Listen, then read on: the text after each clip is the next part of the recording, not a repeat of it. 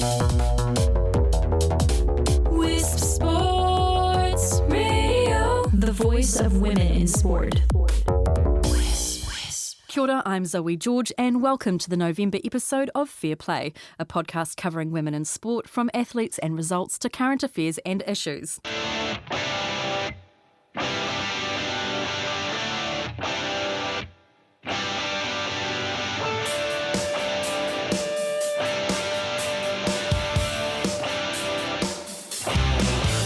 For those who missed the October episode of Fair Play, fear not, we didn't make one. I've been away busy working on a new podcast called Not Your Average Cricket Show, following the White Ferns as they competed in the ICC Women's World T20. You can find all the episodes of Not Your Average Cricket Show at rnz.co.nz/series. This month, we talk Rugby World Cup. Yes, coming to New Zealand. World Cup cricket and, of course, toilets. If you want to join the conversation, you can at RNZ, at Wisp Sports and at producer_Zoe. Our guest host today is former Black Fern turned Member of Parliament, Louisa Wall. Kia ora. Kia ora, Zoe. The perfect person to have in to talk about rugby. Thank you. I like that description of me, given I'm a bit of a relic these days. But no. I do have to say I'm incredibly proud of Farah and also the New Zealand Rugby Union for putting up their hand eventually to host this 9th Rugby World Cup. What was the process to try and get that Rugby World Cup to come here? Oh, I think there was a lot of emphasis post the Irish hosting for us to actually put our hand up and say we can do this.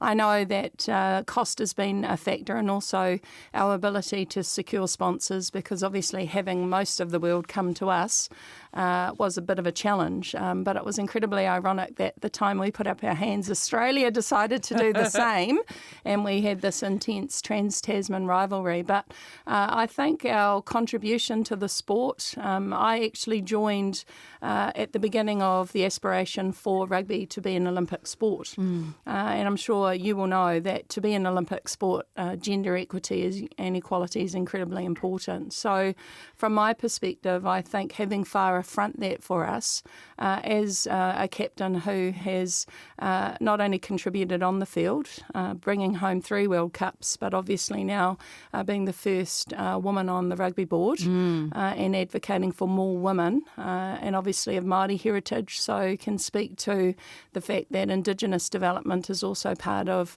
the legacy that we have brought to the world was incredibly special. So I'm proud and I'm looking forward, like all of us, to hosting. What's been the government involvement with this? Have you been backing it financially? Yeah, there is a relationship. So I know our Minister for Sport, Grant Robertson, is incredibly passionate, as is our Prime Minister, can I say. So she was part of our pitch and said, come on down. But I know from our perspective, working with New Zealand Rugby now, because the product is so good, I actually think corporate endorsement and support for us to host will be overwhelming, to be honest. The games are only going to be in Northland and Auckland, is that correct? They will be Waitakere Stadium as well, North Harbour Stadium and in Whangarei.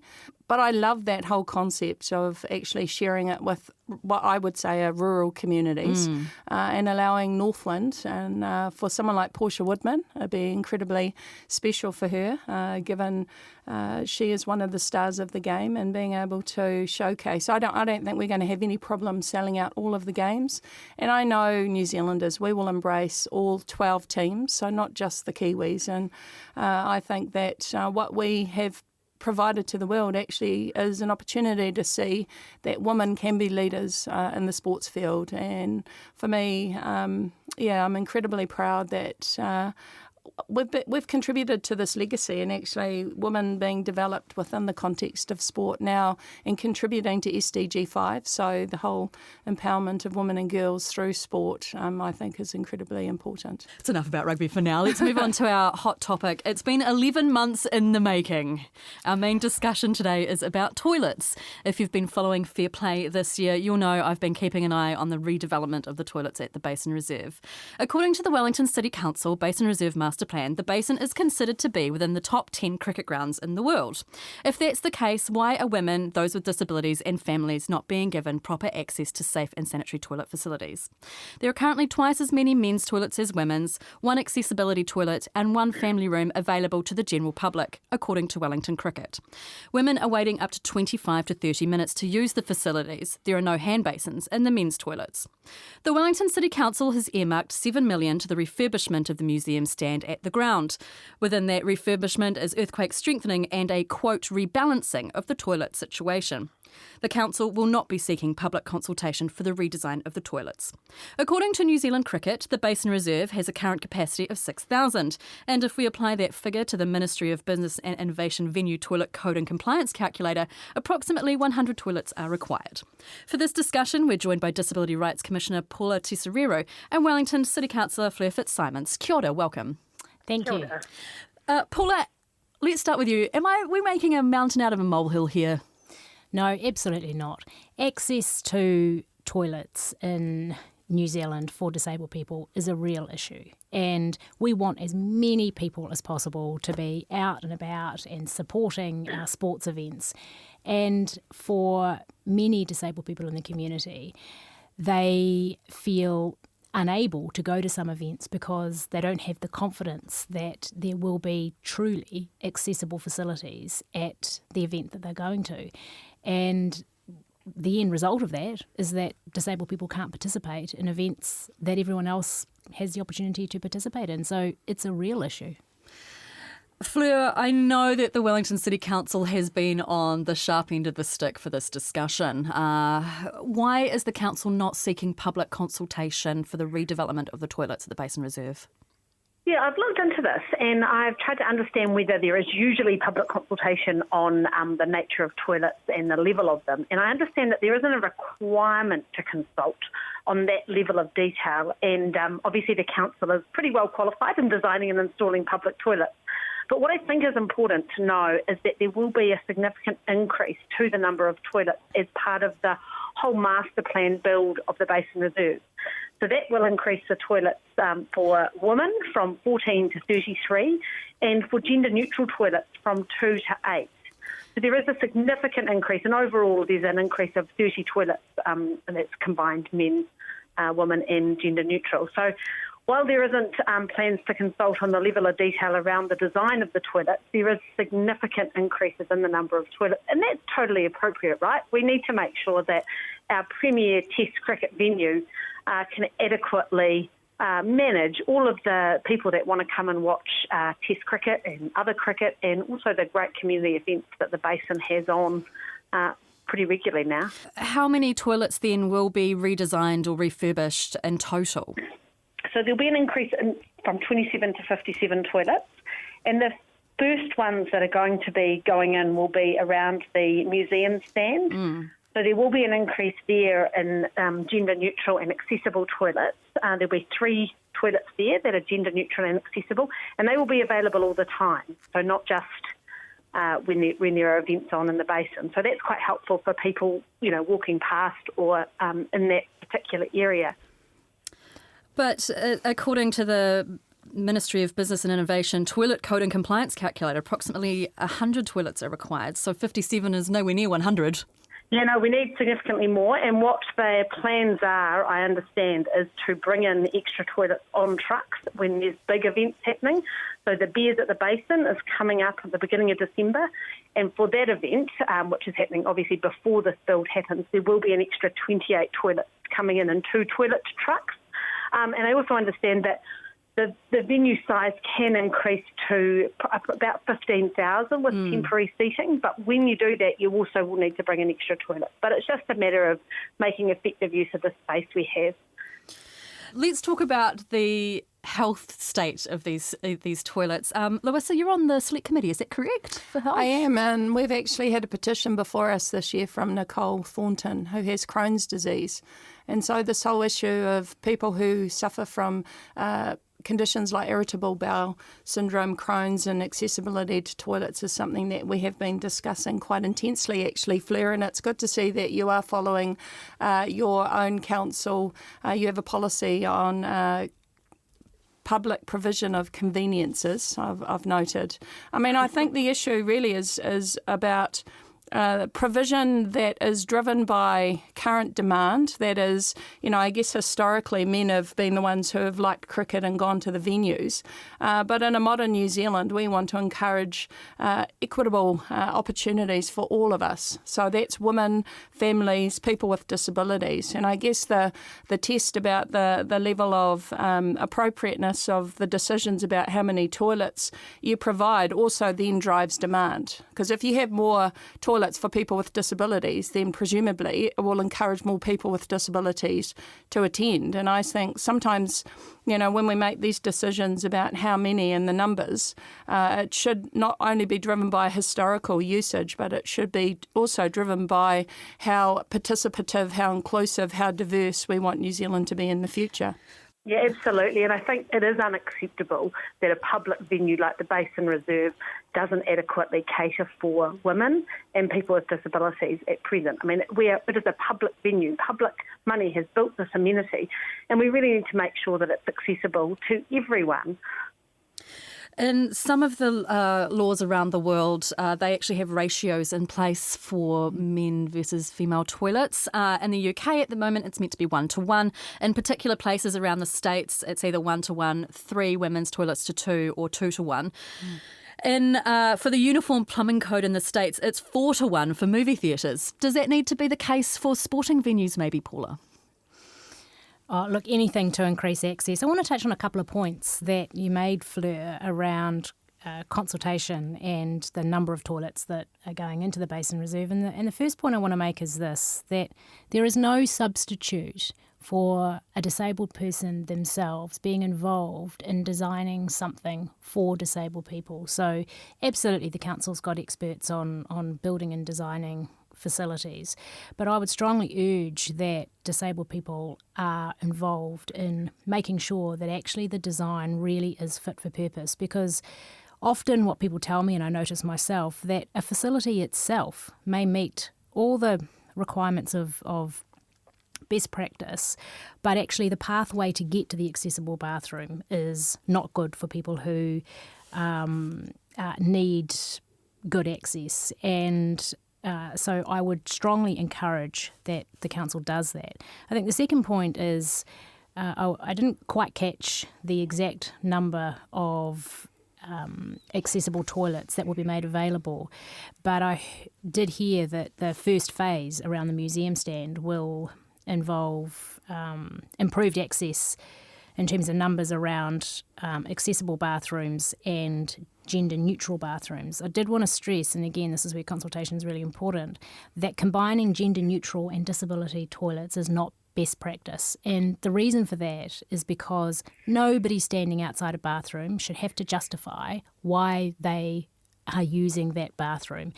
And we already know with the way people question the use of mobility car parks and things, that people have a view about who should and shouldn't be using accessible car parks. And I don't want to see the same happen here, where we've got a great opportunity to, as you say, using public money to improve access. This is a real opportunity to involve disabled people from the beginning and make sure that we get it right, and make sure that we are following best practice around exclusive accessible bathrooms and also having gender-neutral bathrooms, but they're not one and the same. I take that on, and I think I totally agree with you, and I will commit to making sure that the Accessibility Action Group, which is the coalition of different organisations and individuals representing people with disabilities within the council, are consulted if they haven't been already, and I'll definitely follow that up. And I think it's a really important point you make around gender neutral and accessibility, and it's not something I've heard before or thought about, so I'll also absolutely commit to taking that up with the council, because I think it is really important that we're looking at best practice and making sure that facilities are genuinely accessible. And I was going to just pick up on that best practice aspect, actually, Fleur, and that's wonderful to hear. And it actually is about the provision for women. I mean, a lot of women now are using menstrual cups, for example, and the ability for us to wash those within our cubicles and having access to soap and obviously a basin, so that is able to be done privately. I think so, there are some of the other issues and needs, if you do want to truly make this a fit-for-purpose, future-focused facility, are some of the other things that will be a necessity in a venue like this. Louisa Wall, Paula Tesoriero and Fleur Fitzsimons are our guests today talking about toilets. I spoke to Dr Sharon English, who's a urologist, earlier today, and this is what she had to say about waiting in line for the loos. Is holding on good for our bladders? Holding on isn't bad for our bladders. There is a misconception that you do need to go as soon as you get the sensation, but it is all right to hold on, and most people can hold on. The problem is in the people with overactive bladder, who suddenly get busting and got to rush to the toilet. They can't hold on. So waiting for 30 minutes to use the toilet is not acceptable? Oh, it would be all down the legs by that time, yes. What happens to our bodies when we hold on for that long? Well, research has shown that you're not so good at making decisions if you have a very full bladder. But besides that, it just gets uncomfortable and hard to focus on the cricket game and not much fun. So what should we be doing? Obviously, this is an events-wide problem. How can we go about solving it? Well, I think we keep explaining about the numbers in the crowd, that more women are going to games now, and that there needs to be parity with the toilets. As we're aware, it takes women longer. They have to use individual cubicles. Men are much faster at the toilet, and it's only fair there are more toilets for females. Women actually pee faster than men, can empty their bladders faster, because their flow rate's faster, but the whole process from where to go takes longer. Why is that? Women have a shorter urethra and they don't have the prostate there causing a blockage. So the flow is actually a lot stronger in females than men. Because there is a belief that holding on is wrong, and usually it's not, but it gets damned uncomfortable. There is a group who well and truly wet themselves. And so they will go to those games and they won't drink to cope with it. Which doesn't make for a very comfortable time either. And I guess then that could lead to other issues like dehydration if they're not hydrating themselves properly. If they're not drinking, it's a hot day, they're sitting in the sun. So that but probably the bigger issue is they just don't go to games. A lot of women won't go because of the toilet situation. In the past, the toilets at the Basin Reserve have overflowed and raw sewage has come out of them. What kind of health risk does this pose? Depends on where the raw sewage ends up. On the footpath. Oh, yes. Well, then it gets trapped, and certainly the coliforms and bacteria from the bowel motions then gets tracked to places where people are then sitting and might be bending down, picking things up off there. So it means it's possible to get onto hands and reinfect other people. And hepatitis A would probably be the bug you don't want passed on. Within the toilets at the Basin Reserve, in the women's toilets, they have basins, hand basins, but no soap. And in the men's toilets, they've got nothing. Is this a health issue?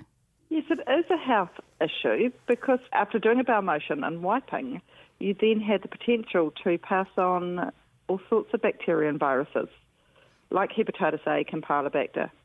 And is it the same when we go for a pee, for example, men not washing their hands? Probably not quite so much. It's not those sort of bacteria so much on the skin of the penis, but with women with wiping, it's possible for contamination. And we should use soap and water when we wash our hands? Should definitely use water and also wash longer than what we currently do. It's recommended at least 2 minutes and thoroughly dry your hands. Soap would be good as well. At least 2 minutes? Wow. Which most people don't do. No. And what about hand sanitizer? Is that a good way to go as well? Yeah, hand sanitizer would probably be the easiest option to have instead. It's much faster and it's effective. That's Dr Sharon English. She went to the Olympics, the 2012 Olympics, and they had shiwi, female urinals. Should we have to use those? Do you even know what a shiwi is? I don't. I didn't go to the Olympics. Do you, Paula? I know of them. Yeah. Fleur, have you come across a shiwi? I haven't. Okay, so a shiwi is like a cup that's got a little spout on it, and you pee into it, and the spout directs the urine into a urinal. They're portable and disposable. You can buy plastic ones, and they're disposable as well. But should women and have to resort to using something like this, Paula, if there isn't sufficient... Do we all say universally no? Yeah, I'm heavily pregnant at the moment. I've got a vested interest in that not happening.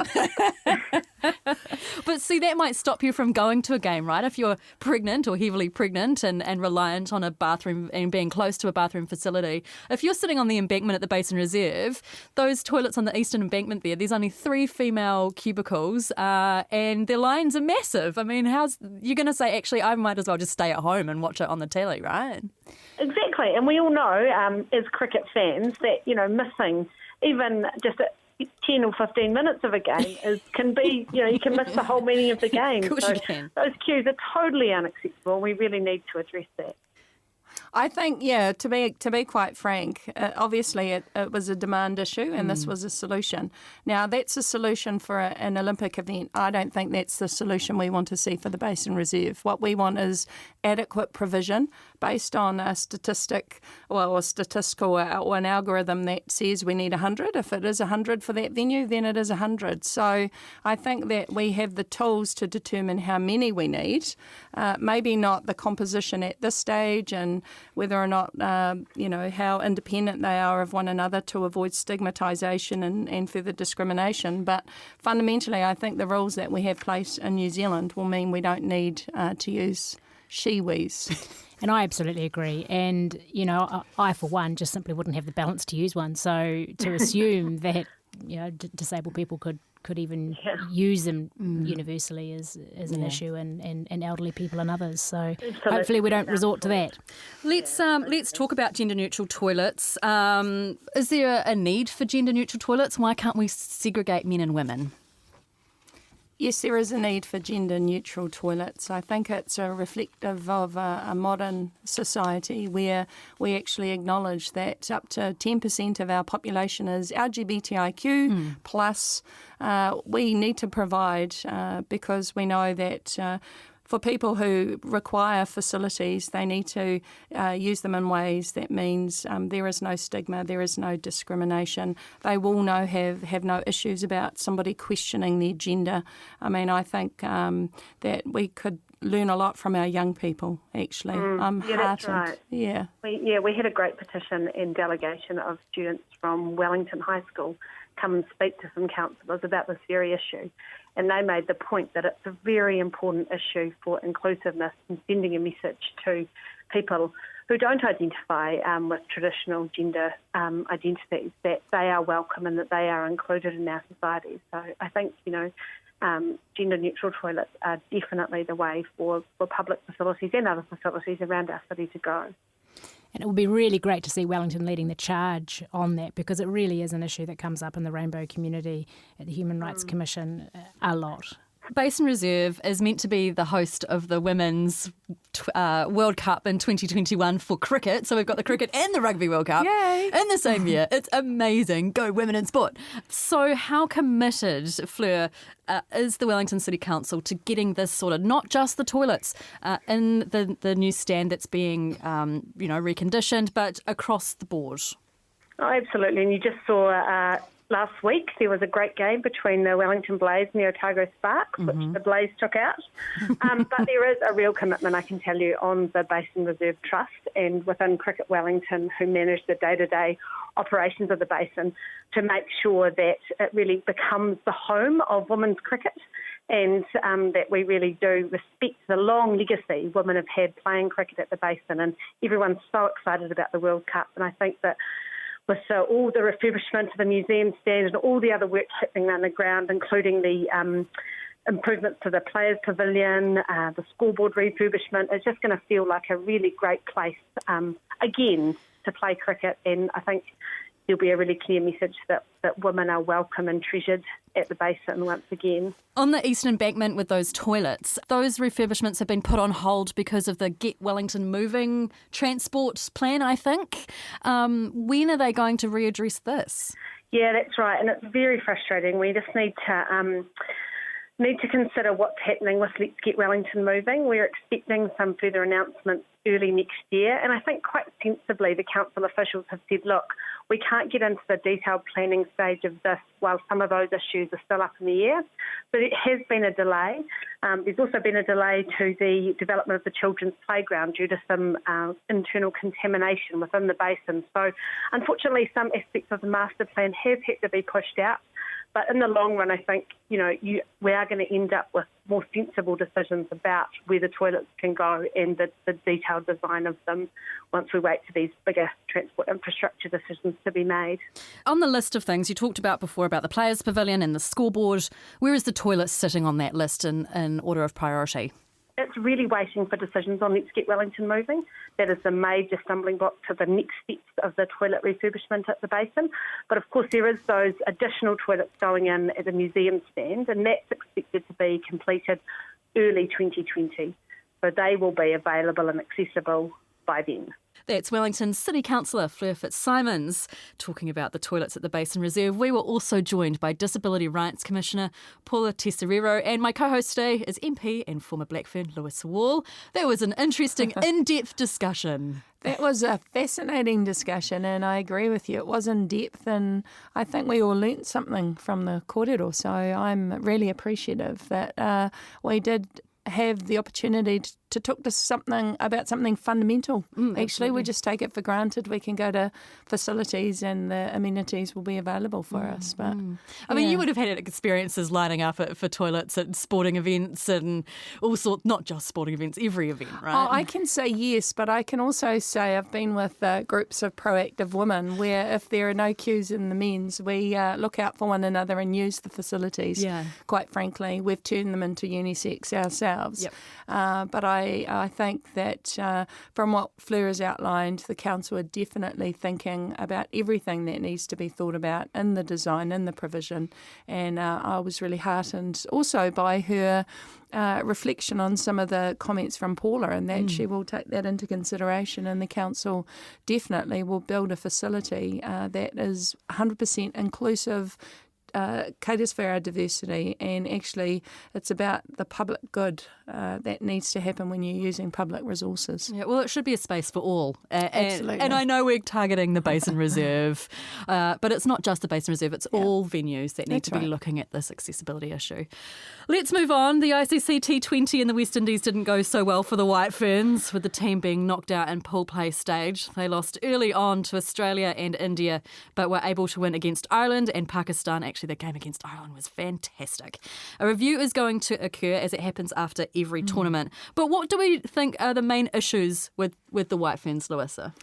Oh, I think that pool was pretty intense. Yeah, pool to of be death. quite. It was, and I did watch some of those games, but at the end of the day, I actually do think you had the two powerhouses in India and in Australia, and obviously just better than us. We are going through a growing phase. We've got a new captain in Satterthwaite, and I believe that we will, in 2021, be in a much better position. But to be honest, I just think it was the intensity of the competition.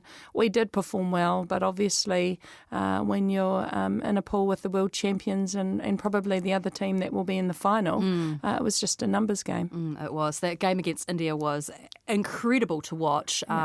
India set us a target in the 190s, which was it was a masterclass in batting. It was just fantastic. And I'm cheering for India, to be honest. I'd like to see them get in there in the final with the West Indies. I think those two teams, it would be fantastic to see. Well, the West Indies, obviously, in the 50-over match, the current world champions. And I just think what it reflects is that investment in the game and the fact that cricketing nations, just like we've seen in rugby, are investing in their women and our ability to play and to be involved in a sport that people are passionate about. So it is bad from a results perspective, but from a development and have we got now a platform and a base to build on? We absolutely do. Interesting that you talk about investment. The White Ferns only earn approximately $300 a day in match fees compared to the men who earn a significant amount more. Plus, we're not paid professional contracts the same way that the men are, or even comparatively to what women get paid in Australia and England, and now we're seeing in India. They are professional teams. Do you think that makes a bit of a difference? I do, if it means that the alternative is working, 30, 40 hours a week and having to fit in training and preparation outside of that. And that's certainly the environment that I played rugby in. I was a full-time student, I was working, and I was training. The competition now means that preparation is vital. Yeah. And the good preparation means that actually you need access to endurance coaches, strengthening coaches, skills coaches. There's a lot of analysis around the game. So to be quite honest, for us to be globally competitive, we will have to ensure that our women who are in our national teams actually have the time to prepare to win. Winning is not a given anymore. No. Anywhere. No. We've got a lot of natural talent and aptitude that only takes you so far. But the reality is successful teams are successful because individual athletes are successful athletes. They've put in the hard yards. And I've always said that the sports field is the most transparent area in life. You can't hide on the sports field. If you haven't done the prep, if you haven't put in the hard yards, you'll get found out. You won't score. Someone will score around you. You haven't got the skills to actually know how to combat the opposition. And so I think this is where the systems, the governors, the contribution that they make to making sure that our players are in the best possible place to be successful really needs to be scrutinised. So I'm hoping that any assessment actually should be on that level of support that they are or aren't giving to the players. The government recently announced a $10 million injection into promotion of women in sport. Is that enough? Do we need more? It's a start. I actually think if we look at the quantum of money that's invested in sport, like nationally at the moment, no one can tell us the spend between genders. And I actually think that's a fundamental issue. I wrote to both the Minister of Sport and the Minister of Internal Affairs this year to actually determine that. What is the level of investment and how is it being distributed? Nobody could tell me. So it's an analysis that's still happening.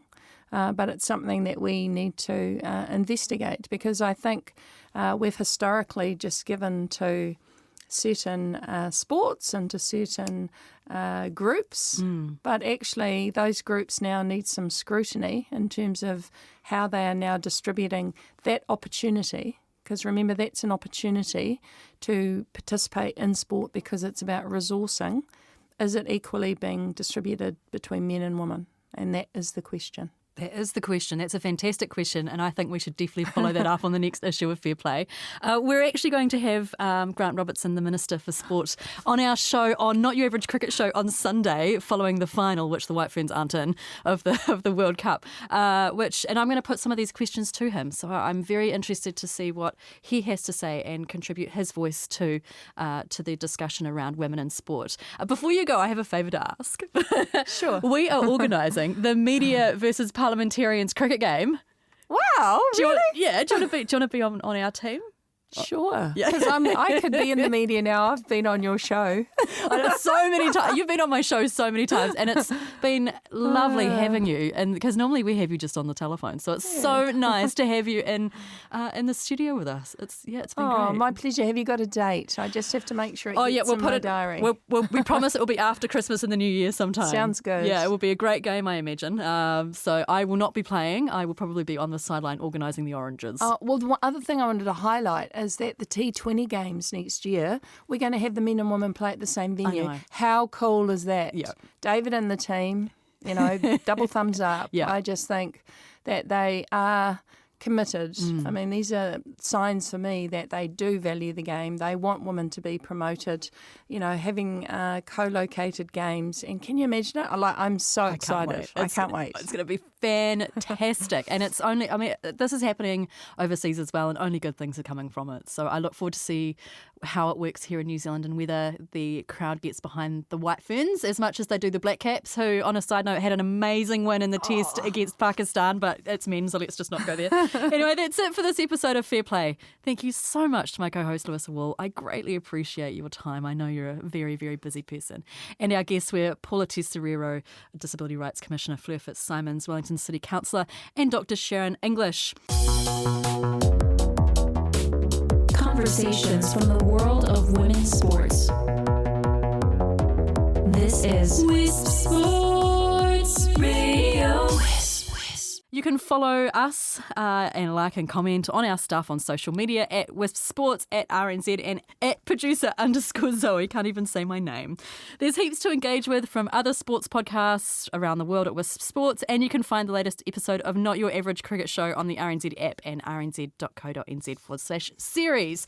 We'll be back in December with the latest in results, views, and issues on Fair Play, and of course an update on the toilets. I'm Zoe George. Thanks again, and don't forget to play hard but play fair.